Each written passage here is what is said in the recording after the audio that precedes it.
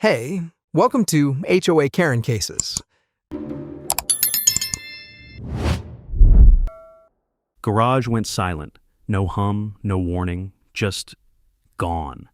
Porch lights tried to fight it, then gave up. I checked the footage. Someone was already there, not random, deliberate, a lock, placed right where the power died. So I stopped guessing, started documenting. Every frame, every detail. By morning, they made it official, a violation notice. On my own door, not a mistake, a message. So I met them at the line. No arguments, just proof. And when the system came back, it didn't just power up. It exposed everything, because this wasn't a failure, it was control. And now, it's mine.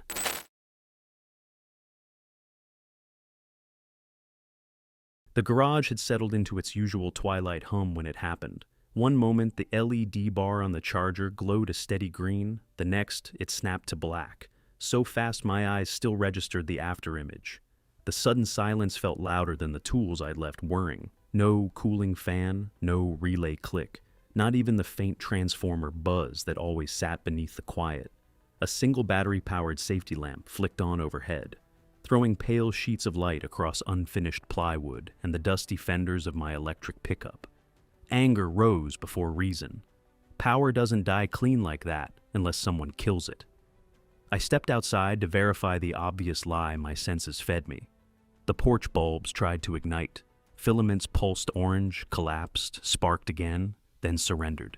The evening air, cool and pine-scented moments earlier, felt sharp now, almost metallic, as if the voltage had bled into the wind instead of the lines. Half-light wrapped the house in uneasy shadows, and for a beat I stood still, hearing only the slow hiss of crickets in the pasture. Frustration thinned into dread. Breakers don't trip in sync with porch lamps unless the grid itself hiccups, or someone reaches in and removes the beating heart. Inside, irritation gave way to method. I slid into the office chair, opened the security suite, and scrubbed backward through feeds until the timestamp read 1948. Frame by frame, the evening rewound. Dew settling on the driveway. A moth drifting past the lens, then a break in the pattern. A figure moving along the fence line.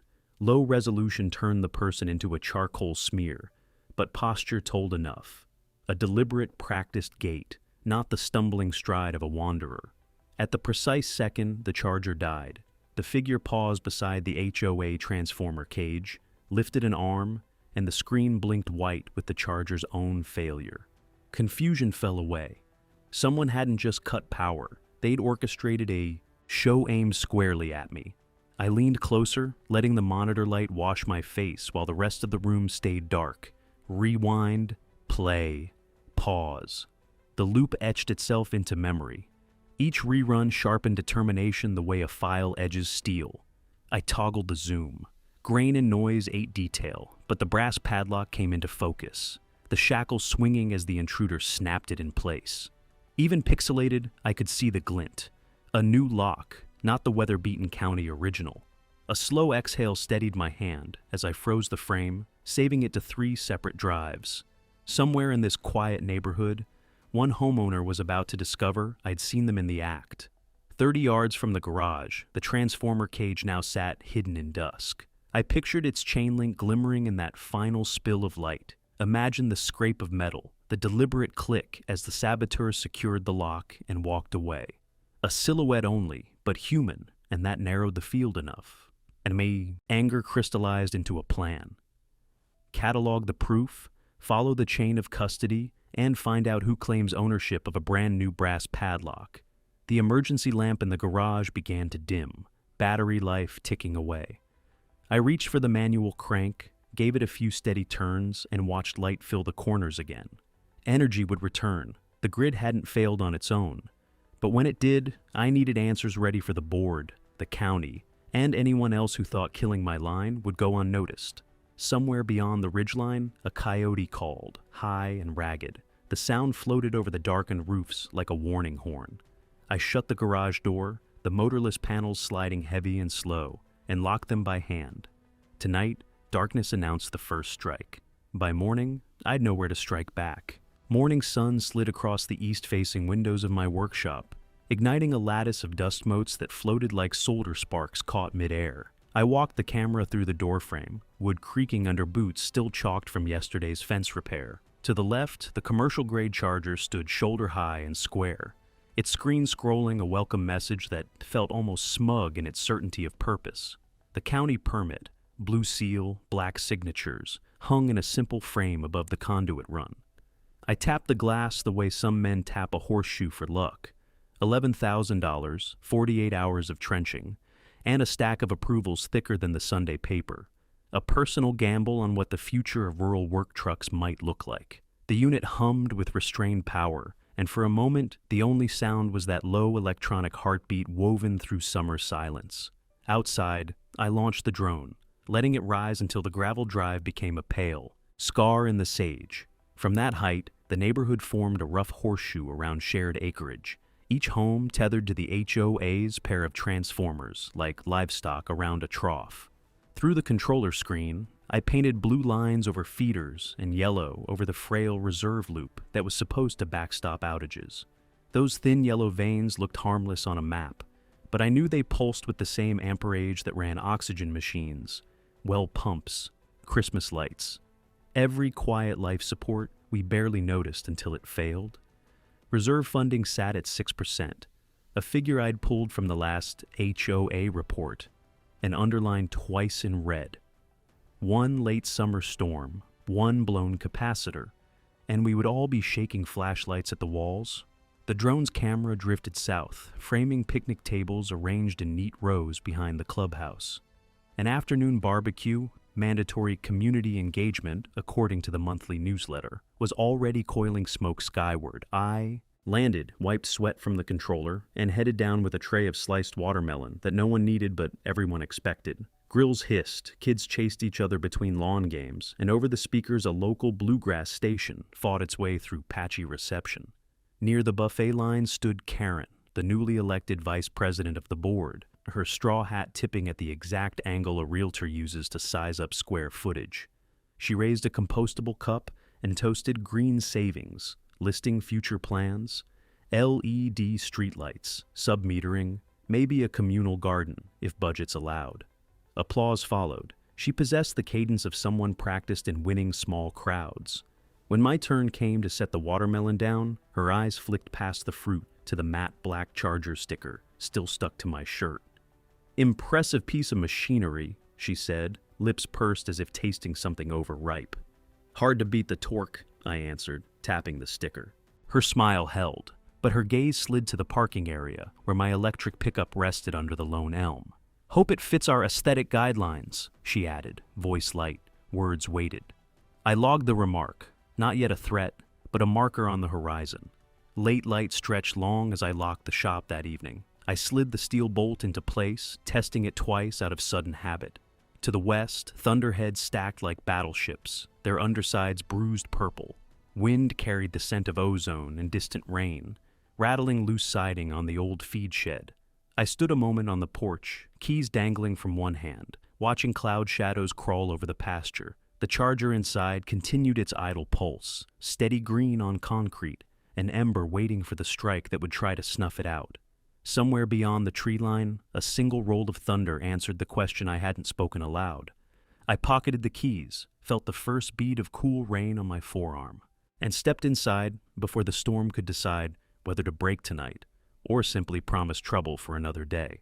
A slate blue hush still wrapped the street when I swung the front door open for the day's first breath of air and stopped cold. Pinned to the cedar trim at eye level, a neon red placard bled color into the quiet sunrise. Violation, $200 per day. Unauthorized utility use. Ink beaded where overnight dew hadn't yet burned off. Each drop a magnifying lens that made the penalty scream louder. My fingers hesitated an inch from the paper, as if touching it might let the fine begin to tally in real time. Karen hadn't just shut off a breaker, she'd found the loudest ink she could buy and stapled the accusation to my home. Boots on gravel announced the neighborhood parade that always trails dawn. Mrs. Vega's terrier yipped ahead of her leash, and she slowed when the red sign came into view. Behind her, Mr. uncannily adjusted his ball cap, gave a low whistle, and nudged his walking partner. No one spoke to me directly, but the glances, that quick triangulation between notice, house, and homeowner, spoke plenty. Heat rose in my cheeks despite the cool air. Being judged in silence felt sharper than any shouted insult. I fought the instinct to yank the placard down and hide it under a tarp. Instead, I forced myself to stand easy against the jam, arms crossed, eyes level, until each pedestrian moved on and the click of dog claws faded into bird chatter. Door closed, I carried the notice to the kitchen island and spread it beside a stack of governing documents I kept more out of habit than trust. The HOA bylaws, 3-hole punched and already bristling with yellow tabs, landed with a soft thud. Next came my county permit for the charger, blue seal still pristine, followed by the electrical inspection report, the sales invoice, even the trenching receipt, paper fanned outward like cards on a blackjack table, red fine glaring at the center of the spread. Clause 7. B. No member shall alter or extend electrical service without board approval. Clause 7. C. Same page. Board approval is deemed granted upon presentation of a valid county permit where power grid reliability is not adversely affected. Karen had lifted one line, buried the second, and built an invoice around the omission. As the sun climbed, light slid across the papers, shifting shadows like a slow-moving highlighter. Each contrast sharpened my resolve. If the board wanted a paper war, I had ammunition organized by color code. A chime from the office broke the silence. New email in the HOA inbox. I opened the laptop to a cascade of automated messages. Fine assessments, day 1, $200. Interest accrual schedule.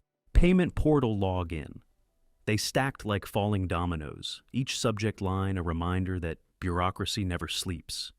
I created a new folder, evidence, fines, and dragged every message inside, then set an auto-forward to my attorney's dummy account, even though we hadn't spoken yet.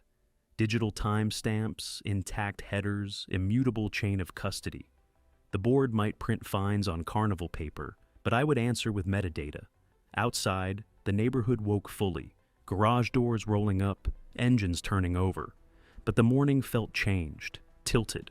Through the bay window, I saw Connolly again, smartphone held horizontally as he zoomed in on my door, and capturing proof that the HOA was finally cracking down. Let him film. I filmed back last night. Difference was, my footage showed cause, his only effect. I returned to the island, slid their red notice into a transparent sleeve, and clipped it to the front of a binder labeled Chapter 3, Dawn Fine. My pulse slowed with the neat snap of the rings. They'd issued a debt, I'd issue a record. The game had advanced from shadows to paperwork, and on that field, I was comfortable. When the laptop chimed once more, I didn't flinch. Another fine, another day, another line on a spreadsheet that would someday read like an indictment. Of them, not me. I saved it automatically, shut the lid, and let the kettle begin its slow rise to boil, steam curling through early light that now filled the kitchen without a flick of a switch. 0:37 a.m. Rain had stopped, leaving the driveway slick enough to mirror floodlight glare. From the cab of my pickup, I watched a white van nose up to the transformer cage and kill its headlights. 2 men stepped out. One hoisted a battery flood on a tripod, the other swung an oversized tool bag. Zoomed through the windshield, the scene looked staged, light haloing a 4-foot square of chain link. Everything beyond it swallowed by black pasture. Then, the first sparks flew. Bolt cutters bit the aluminum conduit that ran from cage to meter, tiny arcs snapping like camera flashes. Anger hit so hard I felt blood in my ears. I thumbed RAC on the dash cam, framing bolt cutter jaws, chewing live infrastructure, while the charger in my shop, cables limp as hoses, stayed dark. I eased the door open, boots landing soft in gravel puddles. Me phone already recording. Water dripped from the brim of my hat, each tap swallowed by the hiss of metal meeting metal. "Hey!" My voice cracked the quiet. The cutting stopped.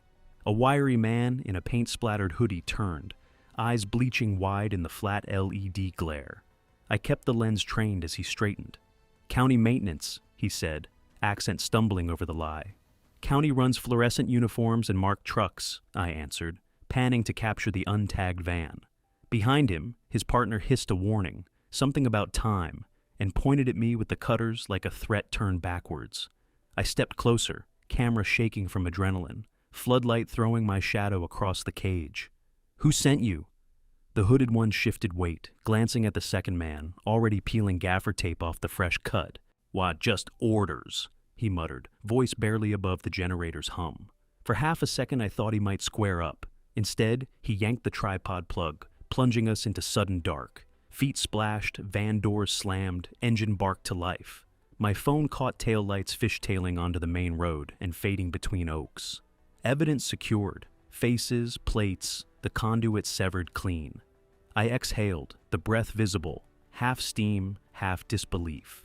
Sunrise brought no calm. A delivery sedan rolled up the drive at 8:03 with the precision of a scheduled ambush.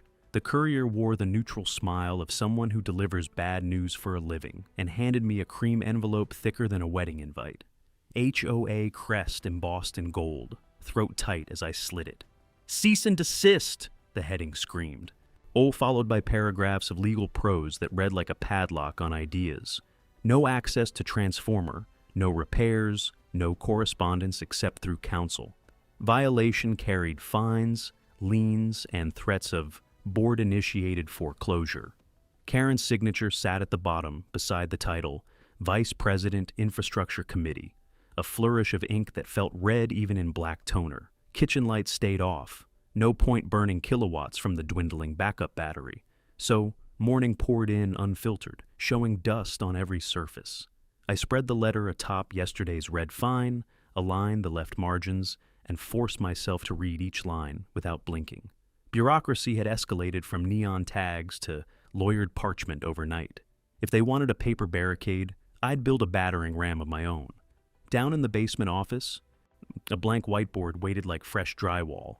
I uncapped a marker, the scent of solvent sharp as peppermint, and drew a crude rectangle for the transformer, branching lines for feeder cables, red X where the conduit now lay severed. Next column, HOA bylaws, section 7, B in black, section 7, C in green. Lines connected padlock video to bolt cutter screenshots, to cease and desist letterhead. Each arrow hardened thought into strategy. Emotion drained out through the pen tip, replaced by angles, deadlines, county statutes. Above the web, I wrote a single question in block caps. Who benefits? Under it, only one name fit, and I circled it twice. Karen. Markers squeaked as I boxed tomorrow's tasks. File police report, send footage to insurance adjuster, schedule emergency meeting with county inspector. I stepped back, cap snapped shut, and felt something settle behind the breastbone. Not calm, but clarity. They'd drawn boundaries in red ink. I'd answer in footage, figures, and the county's own stamp. The transformer might be dark, but the board had just flipped a different switch, the one that turns anger into intent. The sun had barely cleared the ridge when the driveway alarm chimed a second time. Through the security feed, I saw an orange-vested stranger straddling the closed ranch gate, clipboard tucked under one arm like a boarding pass. He raised a gloved hand toward the lens, motioning me forward with bureaucratic certainty. Gravel crunched under the truck as I rolled to a stop 10 feet from him, window half down, recorder already live. "Need immediate access for a safety inspection," he announced, jerking a thumb toward the padlocked transformer behind my shop. His vest caught every shard of morning light, too new, too clean. No company logo, just the word inspector stenciled in black. I kept my tone level. Inspection wasn't scheduled. He produced a folded sheet of paper. No letterhead. And no seal, just bullet points and my address spelled wrong by 3 digits. Suspicion sharpened into focus. I set the parking brake, unlocked the gate myself, and waved him through. Sometimes the fastest way to prove a bluff is to let it play. He moved with practiced haste, snapping Polaroid-style flash photos the instant his boots hit concrete. Each strobe washed the charger and conduit in harsh white, throwing our shadows long against the garage wall. Reflex kicked in. I raised my phone, mirrored every angle he tried, turning the scene into a duel of lenses.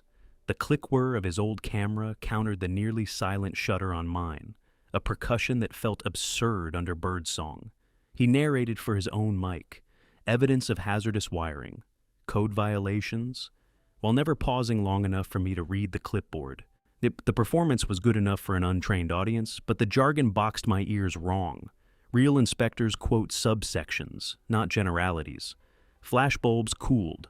I stepped between him and the charger, keeping the camera steady. "Badge, please." A moment's hesitation, then he flipped a plastic rectangle held by a lanyard I hadn't seen.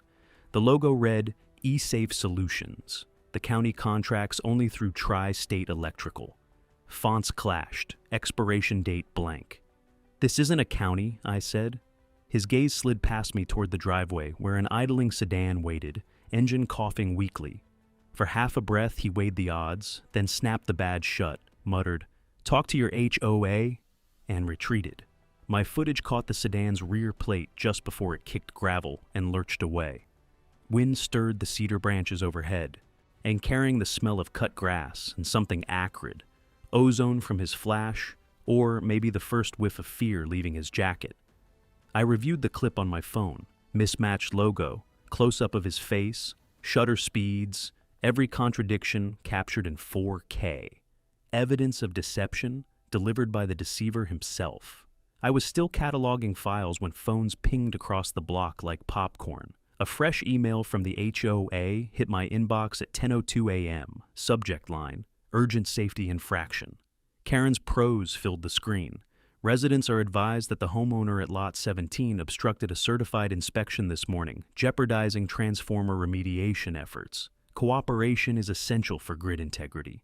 Screenshots of my closed gate attached as proof, the angle conveniently hiding the part where I opened it. As I scrolled, and the neighborhood group chat lit into debate, some thanking Karen for vigilance, others questioning the sudden urgency. From the porch, I watched Mrs. Vega pause mid-walk again, phone glowing in her hand, head tilted toward my shop. The court of public opinion now held another exhibit, though the prosecution controlled the narrative. I replied to Karen's blast with a single link, my raw footage stored in a public cloud folder, CC'd every address in the thread, then set the phone face down. For a fleeting second, the silence felt victorious, but I knew better. Exposés rarely end the fight. They just push the next move into daylight. Still, the board wanted a story of obstruction. Now they'd have a counter story in 60 frames per second. I stepped back inside, the garage smelling faintly of hot electronics and cut metal. Like somewhere beyond the tree line, a mower started. Ordinary life resuming around extraordinary lies. I added the new video file to my growing evidence tree, labeled it Flashbulb Inspector, 7:14 a.m., and locked the external drive with a satisfying click. Another note on the web, another arrow pointing back to Karen. The pace of the game was quickening. At least now, the cameras were pointed both ways. The county administration building keeps banker's hours. Doors unlock at exactly 8. Coffee smell already stale by 8:01. I arrived with the courthouse clock still chiming, evidence tote under one arm, and joined a meandering line of property managers waving pink triplicate forms. At window 3, the clerk, a man with wire rims and Monday shoulders, slid a clipboard toward me without looking up. Fluorescent tubes hummed overhead, turning his face the green of an old postage stamp. "Freedom of Information request," I said, slipping my driver's license beneath the plexiglass. "Department?" he asked, pen poised. "Public utility, load logs, transformer maintenance, reserve fund disbursements, July through present." The specificity woke him. He raised an eyebrow, stamped the header, and pointed to a signature line already smudged by the ink of earlier petitioners. Ballpoint met paper, one stroke for each document a D, each the bureaucratic equivalent of knocking on a locked door until someone answers. When I returned the clipboard, his rubber stamp thundered 3 times, echoing down the hallway like distant artillery. Receipt in hand, I felt the procedure slide into place, slow but inexorable. PV Society, Move 1. Night dropped fast. By the time I turned onto my gravel drive, rain hissed across the windshield, and the house windows glowed faint amber, the battery backup's polite reminder that we still lived on borrowed electrons. Inside, the dining table became a command center, laptops, extension cords snaking to the inverter, printer balanced on a milk crate. FOIA downloads chugged through spotty cell data. PDFs stacking in a folder named grid_lines. Coffee went cold, then bitter, then disappeared. Page by page, the numbers materialized. Amperage curves traced in blue, timestamps in gray. One column for each household meter. I layered my charger's output over the plot. A thin green line rising and falling with a clockwork regularity. Beside it, I added the signature of Karen's ornamental pond heaters, data tagged under her address. Their curve spiked at noon, dropped, rose again after dusk. A sawtooth bigger than any electric truck could dream of pulling. Relief flared, quickly met by outrage. 45 minutes later, the screen showed a side-by-side animation of both traces, my charger humming like a violin string beneath the bass thumps of her landscaping vanity. Yet I murmured the numbers aloud. 12.6 kilowatts peak versus 9.1, just to feel the ratio on my tongue. The room answered with rain on the skylight and the low coil whine of the inverter. Evidence, pure and unspinnable. Karen's narrative, my charger strangling the grid, collapsed under its own arithmetic. PV person, check. A thumb drive flashed blue as the transfer bar crawled right. I labeled it load_logs_originals, then slid a second stick into the port. Load_logs_redundant. Paranoia wasn't paranoia anymore. It was protocol. Both drives joined two others in the fire safe beside the breaker panel, each inside anti-static sleeves, each encrypted with a passphrase no board subpoena could guess without first decoding the half-remembered lullaby my mother used to sing during calving season. Metal clinked shut, old latch sealed, combination spun, clockwise counter-clockwise, and I leaned my forehead against the cool steel, letting fatigue bleed into the hinge. Upstairs, inverter fans throttled down. The rain had moved east, and the night settled into post-storm calm. Yet the charger remained dark. Conduit still severed, and somewhere across the cul-de-sac, Karen likely drafted her next bulletin. That was fine. Data doesn't shout. It waits. And tonight, it was waiting on my side of the line. I closed the laptop, feeling the muscles between my shoulder blades protest. Outside the kitchen window, the pasture lay silver and silent, puddles reflecting star patches where clouds had torn open. Tomorrow, I would start feeding numbers into a report the board couldn't bury under red tags or flashy emails. Tonight, I allowed myself one slow breath, tasting the last of the storm in the air, and pictured brass scales tipping, ever so slightly toward level. Midnight laid a low hush over the workshop. Only the soft tick of the inverter and the distant bark of a restless dog cut through the stillness. Excel columns glowed in sodium orange rows on my monitor, each line a monthly expense the HOA had posted to its member portal. I scrolled past routine entries, groundskeeping, clubhouse cleaning, until one cell gleamed red against gray. Grid remediation, $8,032.17. The ledger date matched the week Karen blamed my charger for fluctuations. No vendor ID, no invoice link, just that single swollen figure sitting alone like a confession. Question marks crowded the margin of my notebook as I totaled reserve funds. A 6% cushion yesterday, now less than 2. Numbers don't lie, but they do raise their eyebrows. I push back from the desk, screensaver pulsing across my face, wait and let the silence settle. PV Society, Round 1, money missing in plain sight. Rain-washed asphalt reflected the porch light as I stepped outside, hoodie zipped against the chill. I walked the loop road that rings the subdivision, recording light levels with a Lumen app more out of curiosity than science. Every third street lamp sputtered or lay dark, puddles stretching into holes of ink between the working poles. House windows glimmered here and there, backup batteries, generators. But the path itself broke into uneven tunnels of shadow. Somewhere near lot, 9 emotion lights snapped on, startling a possum that scurried beneath juniper bushes. The air smelled of damp cedar and burnt ballast, the scent a transformer gives when it begs for replacement. PV Nature and PV Society had teamed up, turning neglect into hazard. Yet I rounded the corner toward the cul-de-sac fountain and nearly collided with Mrs. Jameson, our oldest resident, cane tapping uncertainly. Her porch was one of the dark ones. "Evening, ma'am," I said, keeping my voice low so the night wouldn't shatter.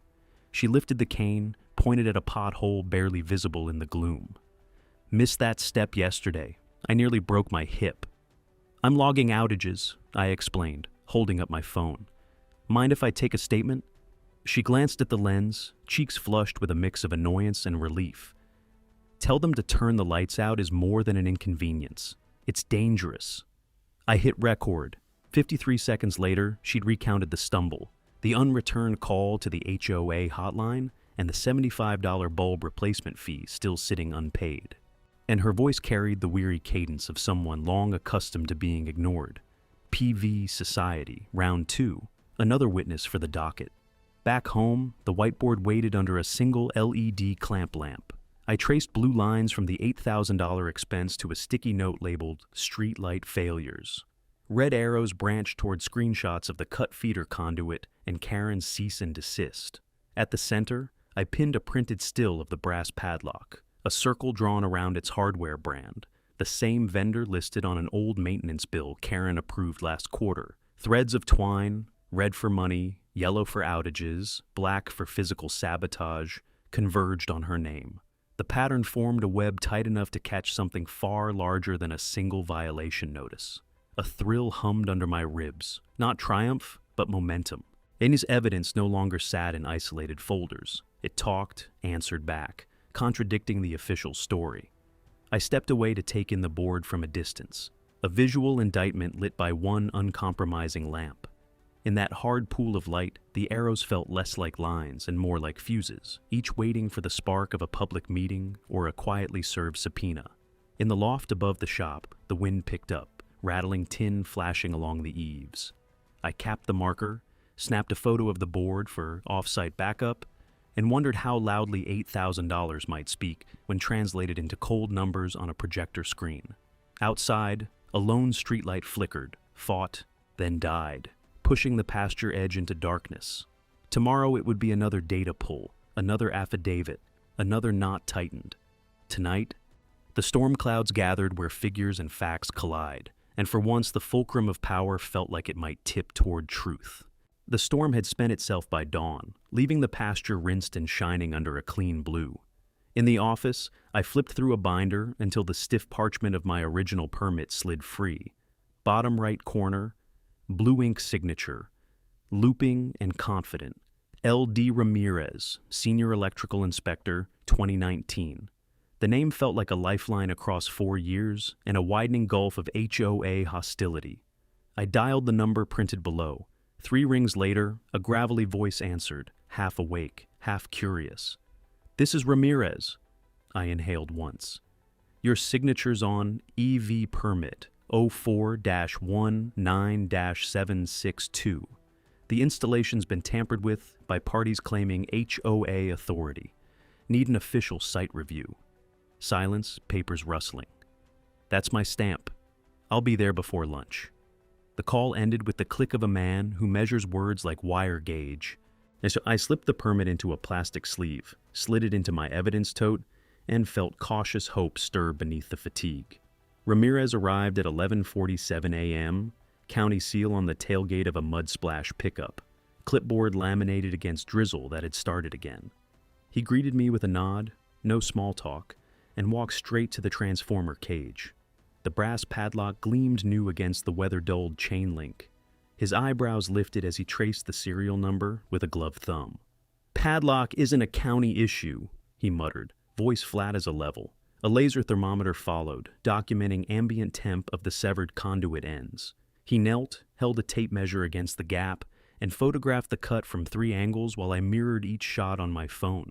The only dialogue was the shutter click. It's a mechanical metronome counting down Karen's authority. When Ramirez stood, he pointed to the feeder box. The label's been removed. He photographed the vacancy where the compliance sticker had once lived. The air smelled of wet cedar and ozone. Rain beaded on his hard hat, then raced down the brim in frantic lines. Professional gravity hung between us, punctuated by one sentence. Tampering with certified equipment is a Class C violation. Minimum $5,000 per incident.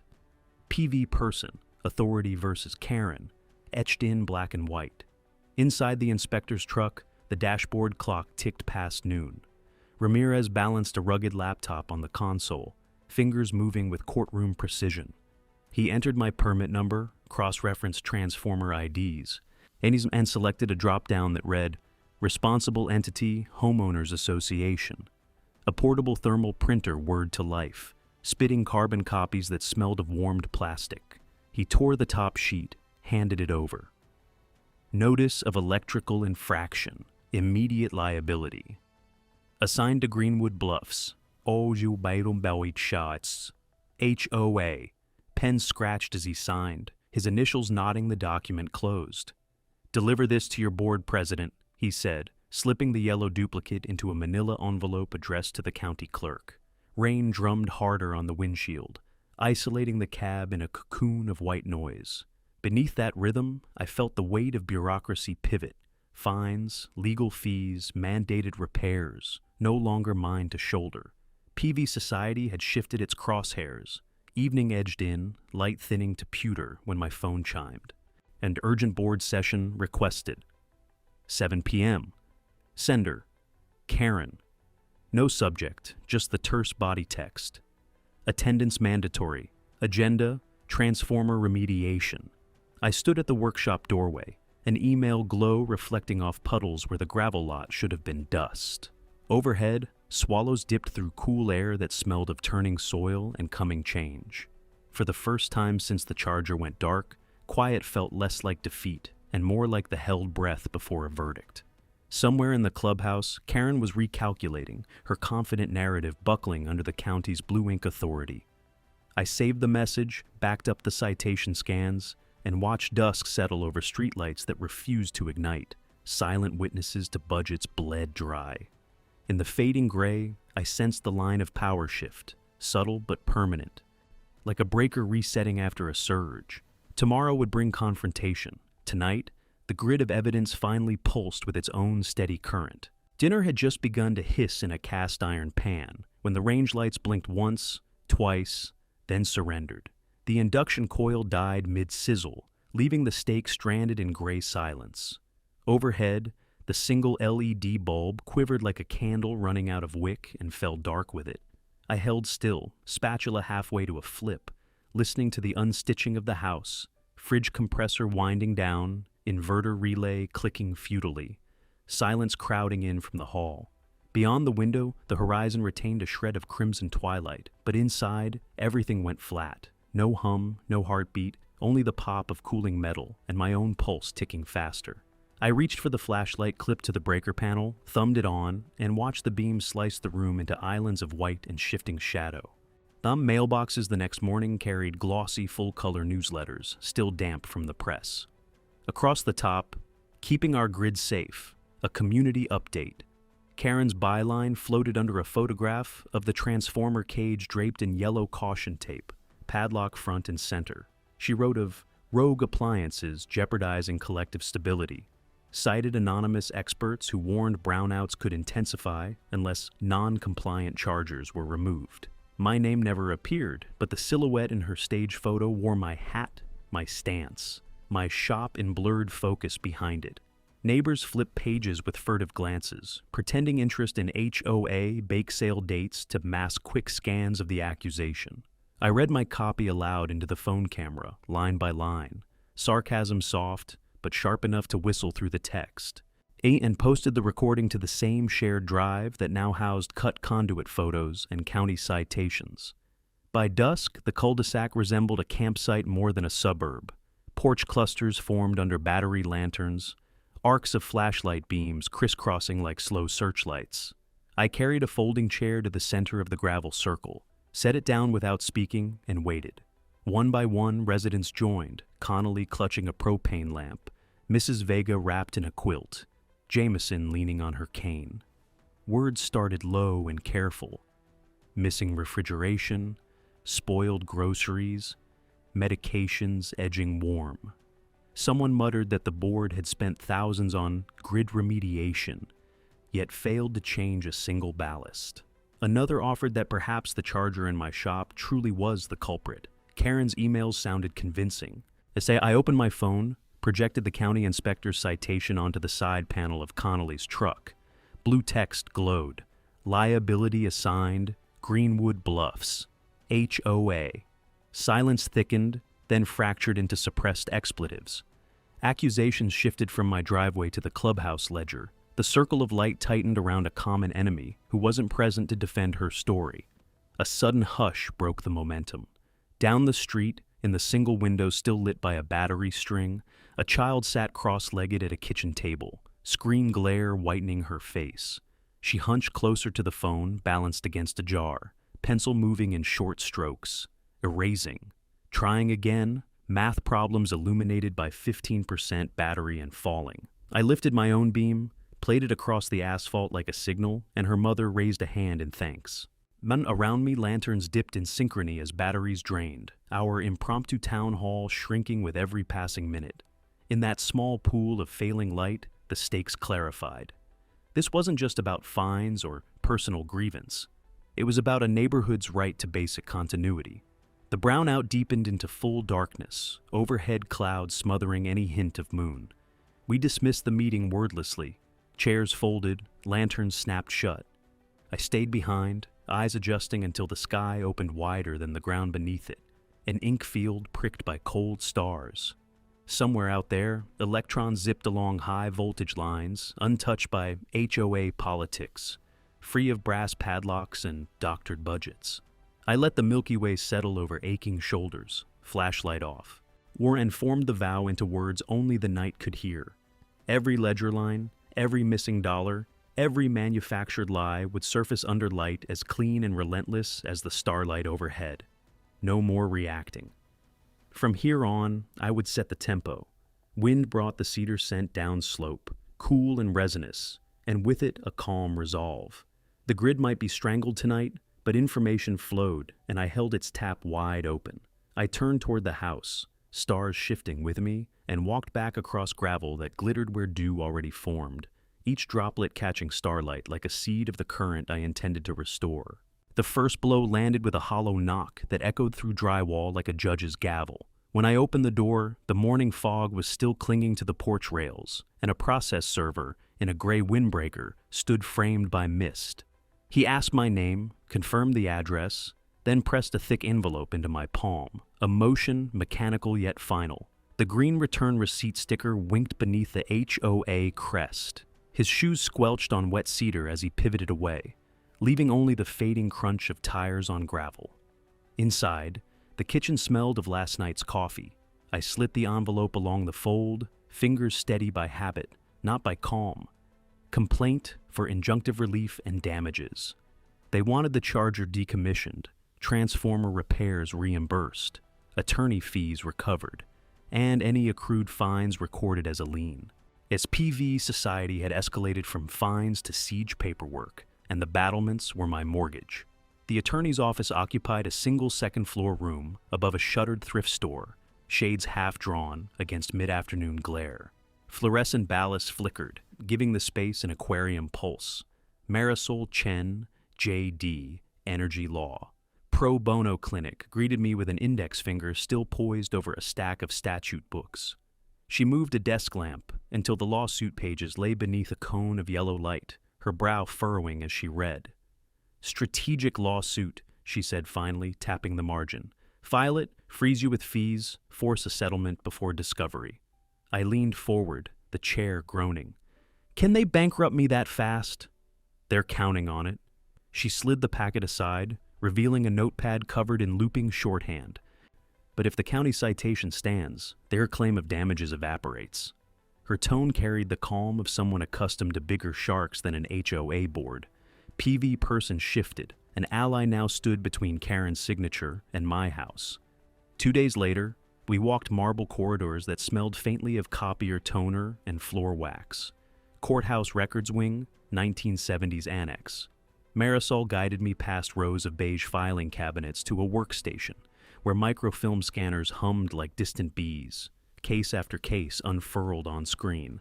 Greenwood Bluffs, HOA, versus homeowners who'd challenged drainage fees, paint colors, even satellite dishes. Patterns emerged, sudden fines, legal notices, rapid settlements. They leverage fear, she murmured, fingertips dancing over the trackpad, capturing PDFs for evidence. A fluorescent bulb popped somewhere overhead. momentarily dimming the aisle. PV society laid its playbook bare. Intimidation had history, but also precedent ripe for reversal. Back at the shop, the inverter's low battery alarm chirped as dust stretched thin. I opened Marisol's cost projection spreadsheet. Filing fees, motion practice, deposition transcripts, even pro bono cases bled expenses. The subtotal glowed in angry red, a figure topping the remaining balance on my mortgage by 5 digits. A dull ache settled behind my eyes. The Charger, silent in the bay, looked suddenly like a luxury I couldn't afford to defend. For one beat, I pictured selling the truck, scrapping the unit, paying the board, surrendering peace for solvency. PV self reared up, fear weighing every column heavier than the last. Rain began to tick against corrugated roofing, its each drop a metronome counting down to financial collapse. I closed the spreadsheet, stood at the open bay door, and watched storm clouds gulp the last color from the sky. Somewhere beyond the ridgeline, the grid's backbone hummed, indifferent to my ledger lines. Fear tightened, then released, replaced by something quieter but harder. I'd tallied Karen's lies. Now I would tally every legal hour required to expose them. Morning light found me in Marisol's office again, pen poised over a retainer agreement that read, "Fee waived, public interest litigation." Even with costs covered, the signature meant depositions, subpoenas, months of procedural drag. I let the tip hover, feeling the weight of ink-to-paper commitment. Outside, traffic hissed on wet asphalt. The city moved on regardless of transformer cages and padlocks. Yeah, Marisol met my eyes. "If we fight all the way to judgment," she said, voice low but resonant. I pressed the pen, ink blooming into the paper's fibers. "Then we fight all the way."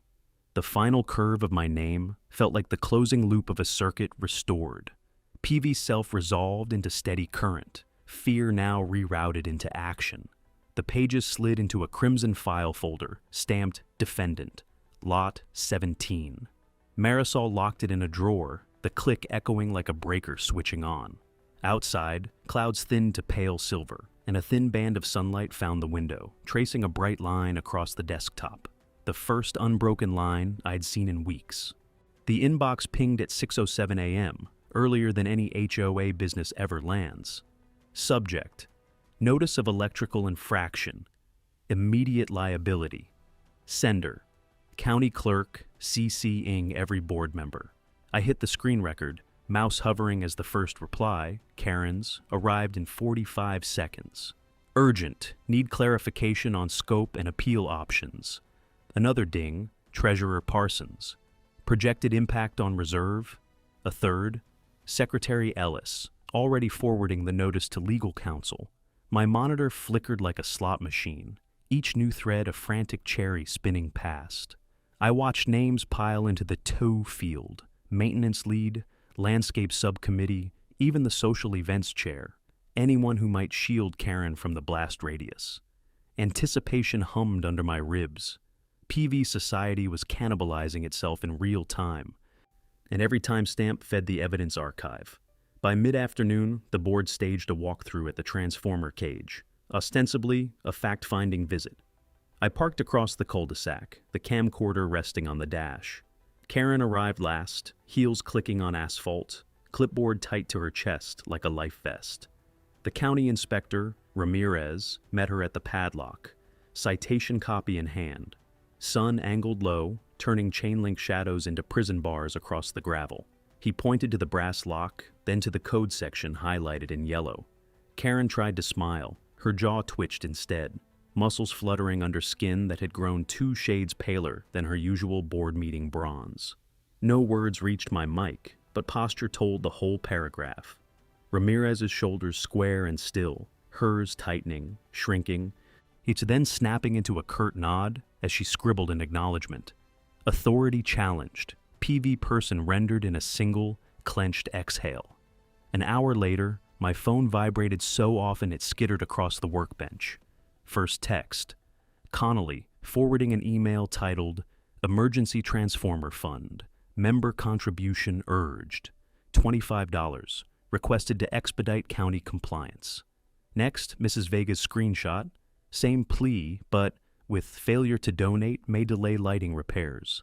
The Jameson family followed with a Facebook Messenger ping. We're on fixed income. Do we have to pay this?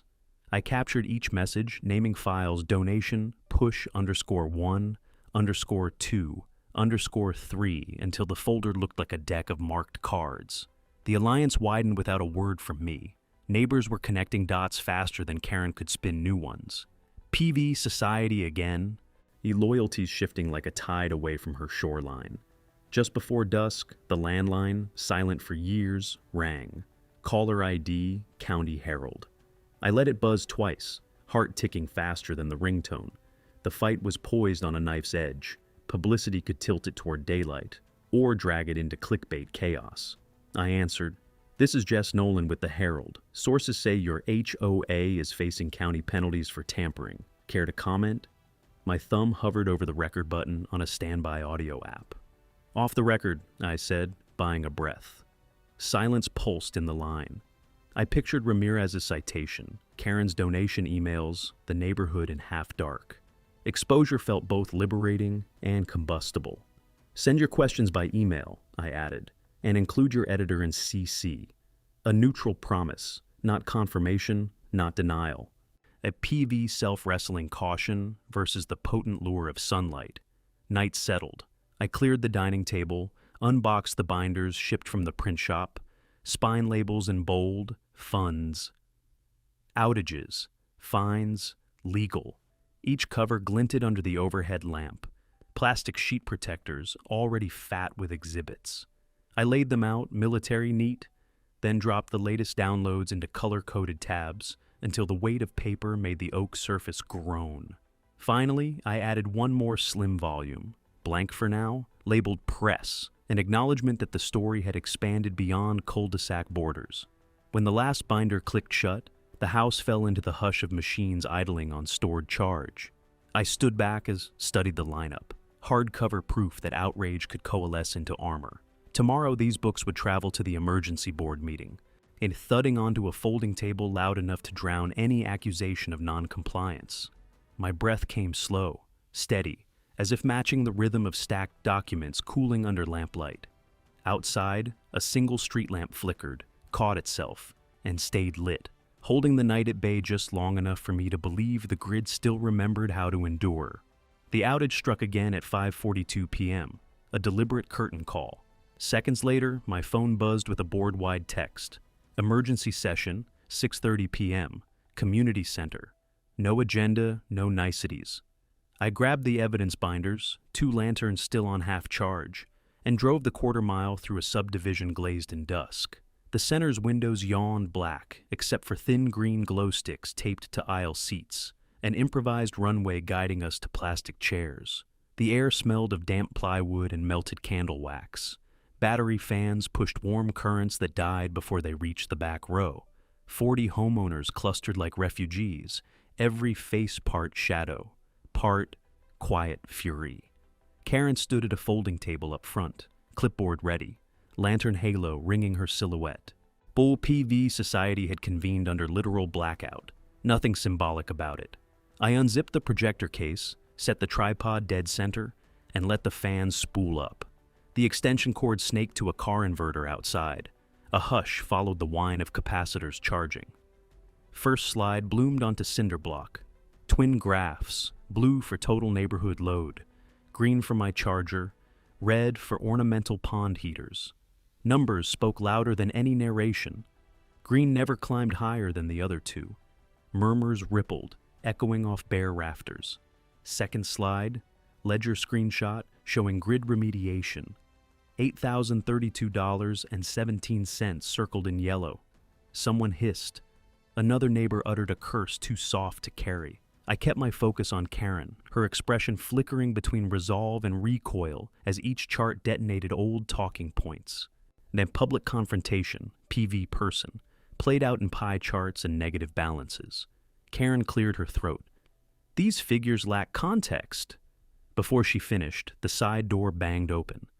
Ramirez entered, flashlight beam leading the inspector in the orange vest, his head lowered like a kid dragged to the principal. Sweat already dampened the rim of his hard hat. Ramirez spoke once, voice low but resonant. "State your employer and who sent you." The room inhaled. The vest man shifted, eyes glinting in lantern light. I'm not licensed. Karen hired me for photo documentation." Gasps punched the dark. Someone's binder slid off a lap and thudded to the floor. Karen's pen snapped in half. Ink dotted her palm. PV person climaxed without a raised voice. Just one admission, collapsing a month's charade. From the rear, boot heels sounded deliberate and measured. A sheriff's deputy stepped into lantern glow, Stetson brim casting a crescent shadow across his badge. He held a folder thick with citations, chain of custody forms, and my video stills clipped on top. Without a word, he passed the packet to Ramirez, then faced the board. "County request, all original documents and financial records tonight." The sentence fell like a gavel. Fluorescent vest man shrank as the deputy's light found him. Karen's shoulders folded inward, chin dipping until her face vanished in the shadow of her own clipboard. Law had entered the room, PV Society's final arbiter, turning speculation into custodial order. The deputy produced evidence bags, their plastic crinkles slicing through stunned silence. He tagged the brass padlock, Karen's clipboard, even the donation ledger she had hoped might plug the deficit. As each item slid into sealed plastic, lantern reflections skittered across its surface like sparks from severed wire. My neighbors watched, eyes glossy in the weak light. Something deeper than relief settling in. Perhaps the shock of discovering collective power on the side of individual truth. When the last signature dried, the deputy nodded toward the door. Ramirez killed the flashlight beam, and the community center fell into a gentler dark marked only by glow sticks and the soft hum of my projector cooling down. Outside, thunder echoed far away, but inside the storm had already passed, a quiet circle of residents left blinking at one another, realizing the grid might remain off for a night, yet the balance of power had switched on. I packed the projector. The binder's lighter now, that weight had shifted to official custody. As I stepped into the parking lot, the deputy's cruiser idled, red map light glowing inside. Karen sat in her SUV, head on steering wheel, engine off. Rain began to patter on hoods and rooftops. A cleansing tap that smelled of asphalt and inevitability. The deputy raised 2 fingers in brief salute, then eased his vehicle forward, taillights slicing the wet black. For the first time since the Charger died, the darkness felt temporary. Morning light pooled across the conference table like a spotlight on a crime scene. 2 forensic accountants, blue ties, silver laptops, sat flanking the treasurer while spreadsheet cells scrolled under their fingers. Columns bloomed green, then red, then a radioactive yellow I'd never seen in Excel's palette. At the far end, I watched the cursor chase a single entry. Consulting reimbursement, $8,032.17, K. Brandt. Beneath it, smaller withdrawals fanned out. $1,450, $980, $275, each tagged grid study and routed to the same personal routing number. My pulse kept tempo with the accountant's keystrokes. Every press felt like a shovel bite exposing another artifact. One leaned back, adjusted his glasses, and spoke for the room. "These transfers constitute misappropriation under Civil Code 5230. We recommend immediate restitution demand." The treasurer nodded without meeting anyone's eyes. PV Society rendered in formulas and statutory citations. The board convened in the windowed foyer because the meeting hall now held evidence lockers. Sun sharpened dust motes into pinpricks as 6 directors formed a semicircle around a folding table. Karen stood before them, blazer damp from a run of nervous sweat, clipboard gone, confiscated 2 nights ago. The secretary cleared his throat, voice warbling despite amplification from the tiled floor. "Motion to remove Vice President Brandt for cause under bylaw 4.3b, gross misuse of association funds." No discussion followed. Hands rose almost in unison, a wooden gavel descended, and the vote echoed off glass like a dropped wrench. Karen's shoulders sagged. She opened her mouth, perhaps to protest, perhaps to negotiate, but words never formed. Instead, she turned, heels clicking a slow metronome toward the exit, resignation trailing her like exhaust. PV person concluded not with shouting, but with a single hollow thunk of oak on laminate. Late afternoon sun spilled into my workshop when the email pinged. Carrier mutual, claim approved. A tidy PDF outlined transformer replacement, conduit repairs, and reimbursement for every interim generator receipt I'd cataloged. The adjuster's note ended with, work order initiated. Expect crew within 10 business days. I exhaled a breath I didn't know I'd been holding. The charger, dormant under a sheet, seemed to inhale too, plastic cover fluttering in the crossdraft. Outside, the lone street lamp that usually flickered at dusk sparked to life. It then held steady. Maybe coincidence, maybe the grid-sensing relief on the horizon. PV Society's machinery, once weaponized, was turning in my direction at last. Dusk painted the clubhouse parking lot bronze as county deputies guided Karen toward a cruiser. Her wrists were cuffed, but she tried to keep her posture upright, chin angled away from neighbor phone cameras. Blue strobes lit wet pavement, synchronizing with phone flashes and the rhythmic rasp of handcuff chains. The treasurer stood off to one side, tie loosened, lips pressed thin. Ramirez, the inspector, signed a property receipt on the hood of a second vehicle. I recorded from a respectful distance, zooming tight enough to capture badge numbers and timestamps, wide enough to frame the row of porch lights behind her, each one glowing now that emergency generators fed the line. The cruiser door shut with a resonant seal, muffling whatever final explanation she offered the deputy. Taillights flared, tires whispered across damp asphalt, and the vehicle disappeared down Birch Lane, red glow fading between pines. Neighbors lingered, talking in low voices that held equal parts relief and disbelief. I lowered the camera, letting the night reclaim its usual quiet. A breeze carried cedar scent over the lot, cool against skin still warm from video lamp glare.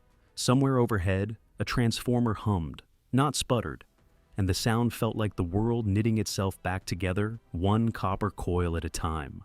The sky was only beginning to bruise pink when the utility truck eased beside the transformer cage. 2 technicians stepped out, jackets zipped against dawn chill, breath pluming white as solder smoke.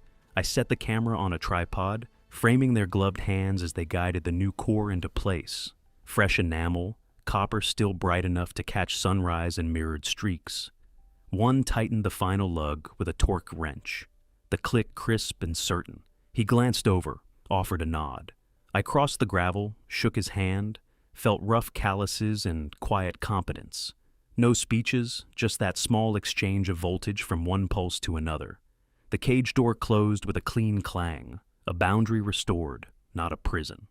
Somewhere down the line, a relay hummed awake, subtle but unmistakable. A society-sized exhale I'd been waiting weeks to hear. Back in the garage, pale light slanted through open bay doors, painting the charger in stripes of gold. Dust motes whirled like filings around a magnet as I peeled back the protective sheet. The plug felt heavier than memory, maybe because I was finally lifting it without dread. I seated it into the truck's port. The latch snapped, solid, no hesitation. The charger's screen pulsed bright green, a status bar blooming across glass as smooth as a rising tide. My shoulders dropped an inch, muscles unclenching one fiber at a time. I hadn't realized how often I'd been bracing for the next outage until the moment none seemed possible. Silence held for 3 beats. Then the faint whir of cooling fans spun up, a lullaby instead of an alarm. Then I let my palm rest on the casing, warmth spreading under skin, proof that current and confidence can share the same circuit. Outside, the first blackbird called and the neighborhood responded. Streetlights, still feeding on overnight batteries, blinked off one after another, east to west like dominoes tipped by dawn. House windows brightened naturally for the first time in weeks. No generator hum beneath the birdsong. I leaned against the tailgate, camera tracking the horizon, where sunlight crept over ridge and rooftop, gilding wet shingles and freshly dug conduit trenches. In the quiet, I heard children laughing, early risers rediscovering bicycles, not emergency lanterns. I drew a long breath, tasting cedar, diesel finally gone from the air. The charger ticked over to 10%, a green sliver, now a bar. The grid was steady, and the story complete. I closed the viewfinder, let the camera rest, and watched the light finish unpacking itself across Greenwood Bluffs.